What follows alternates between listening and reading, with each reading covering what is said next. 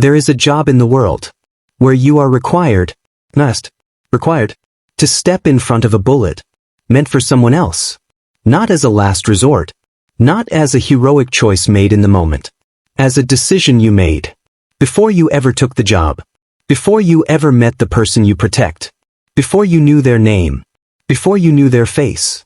You decided that if the moment comes, you will move toward the threat, not away from it, toward it, with your body between the bullet and the person behind you. This is not a metaphor. This is not a figure of speech. This is the job description of a United States Secret Service agent. And the people who do this job, who wake up every morning, having already made that decision, are among the most psychologically extraordinary human beings on the planet. Not because they are fearless. The best ones will tell you they feel fear, but because they have made peace with something.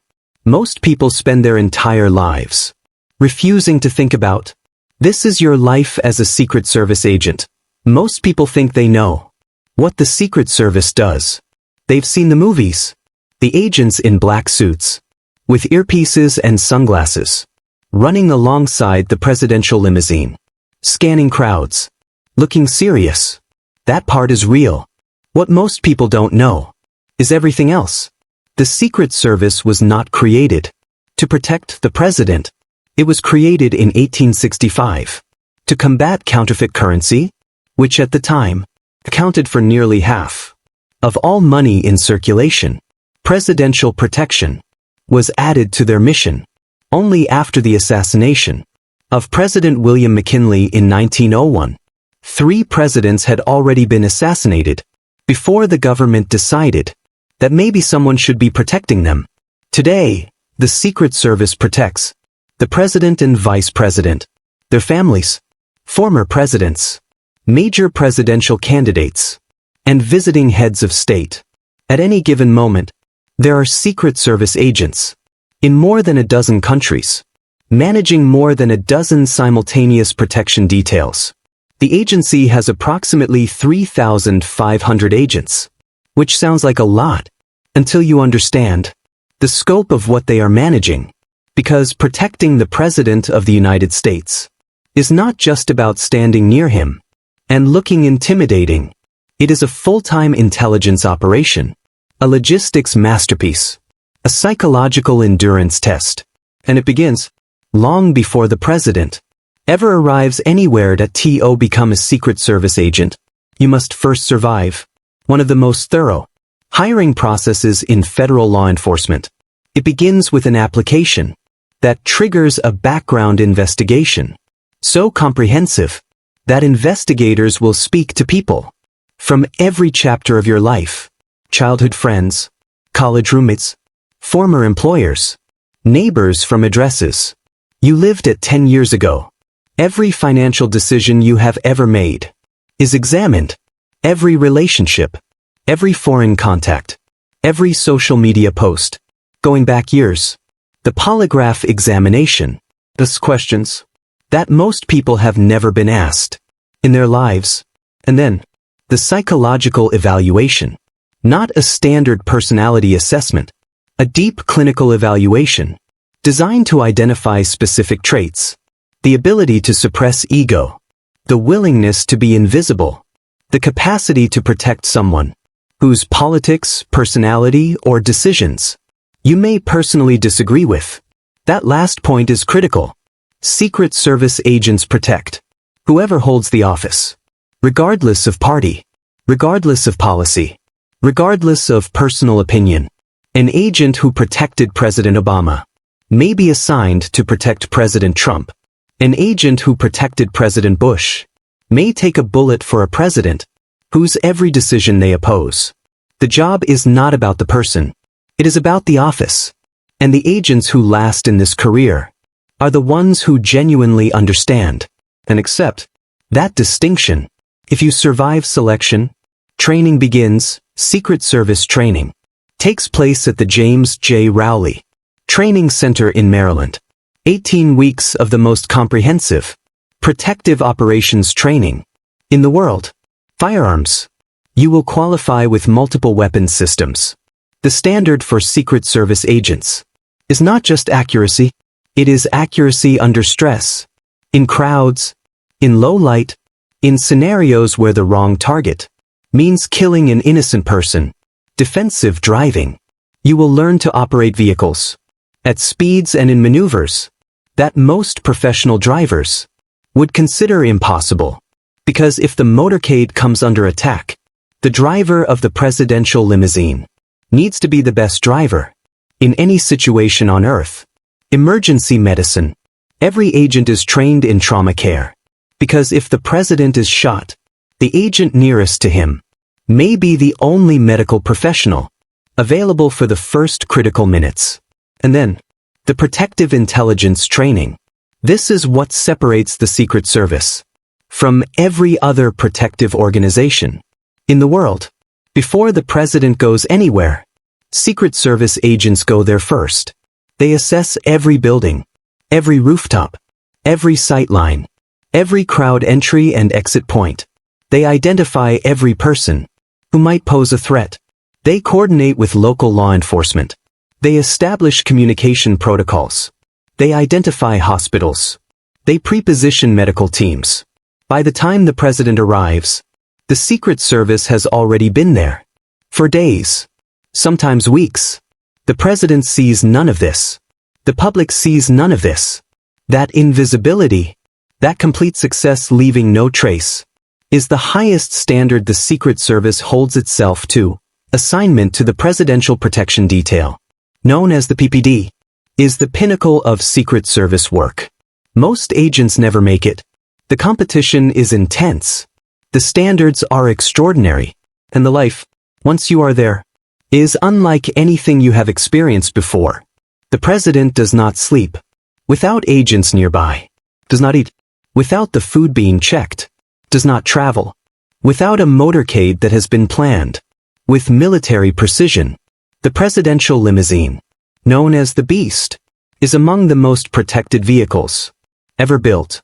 Armor that can withstand rocket attacks, sealed cabin that can survive chemical or biological weapon deployment, its own oxygen supply, blood supply matching the president's type, and driving alongside it, agents in vehicles who have already decided what they will do if something goes wrong.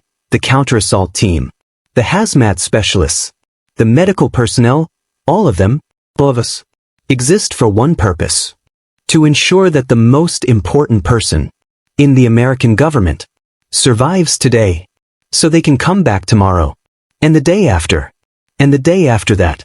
The famous images of agents throwing themselves over the president, diving onto the limousine, absorbing gunfire, those are not Hollywood moments.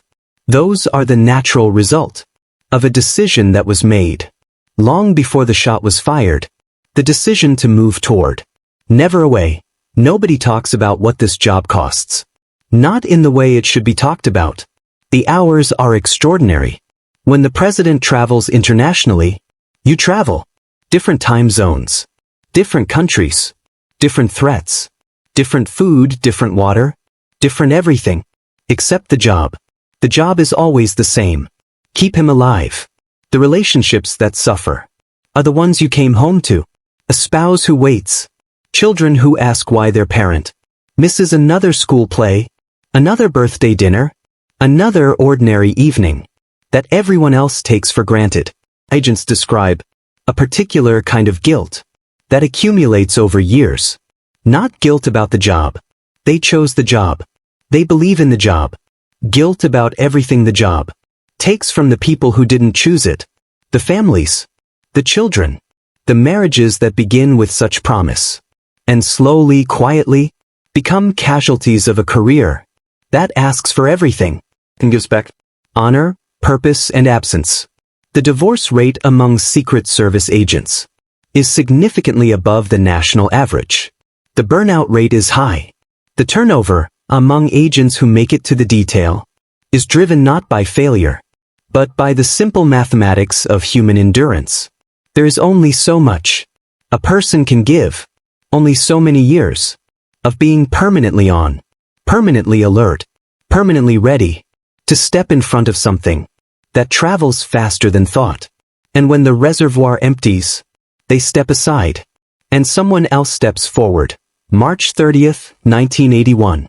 John Hinckley Jr. fires 6 shots at President Ronald Reagan outside the Washington Hilton Hotel.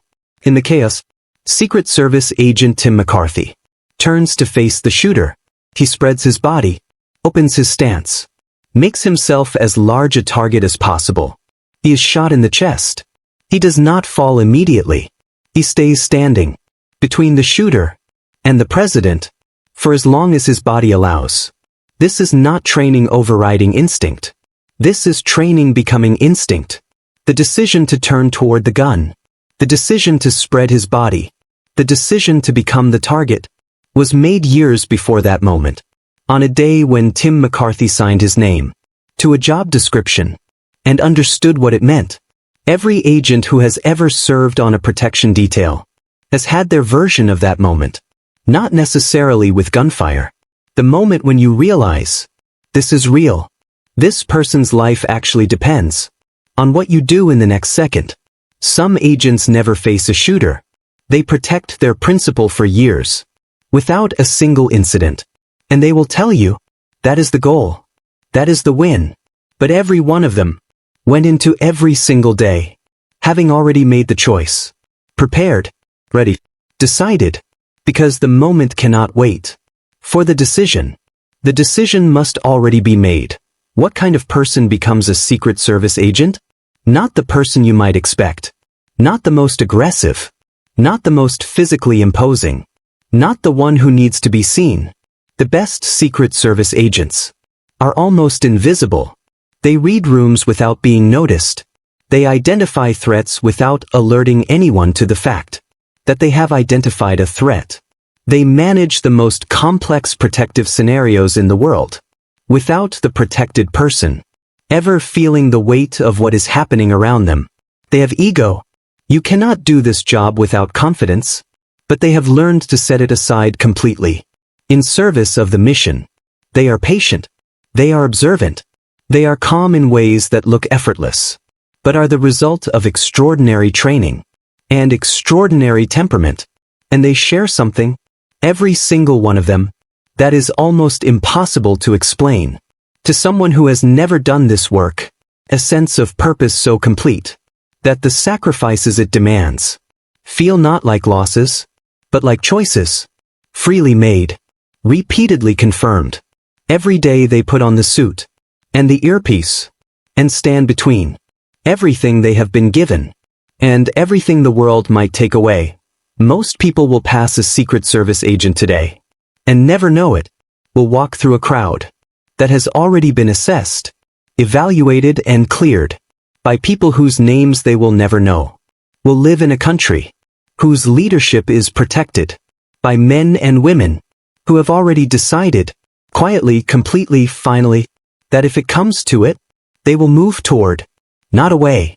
That decision, made before the moment requires it, is the most extraordinary act of professional courage in any field on earth. If this showed you a world you never fully understood, subscribe, because next week we go inside another world most people never see. Drop a comment. Could you make that decision? See you in the next one.